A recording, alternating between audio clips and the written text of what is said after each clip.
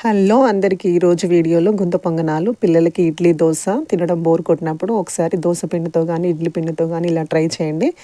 దోశ పిండిని తీసుకొని అందులోకి సన్నగా తరిమిన క్యారెట్ ముక్కలు, ఉల్లిపాయ ముక్కలు, పచ్చిమిర్చి ముక్కలు, కరివేపాకు, కొత్తిమీర, జీలకర్ర, ఉప్పు వేసి మిశ్రమాన్ని బాగా మంచిగా కలుపుకోవాలి.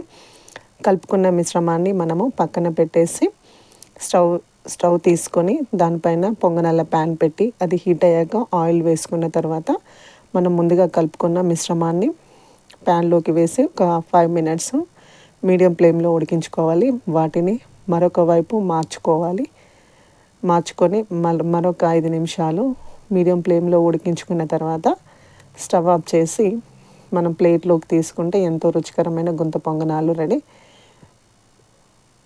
వీటిని మనం పల్లి చట్నీతో కానీ టొమాటో చట్నీతో కానీ తింటే ఎంతో రుచికరంగా ఉంటుంది. పిల్లలకు ఇడ్లీ దోశ తినడం బోర్ కొట్టినప్పుడు ఒకసారి ఇలా పొంగనాలు ట్రై చేయండి, ఎంతో ఇష్టంగా తినేస్తారు. Thank you all.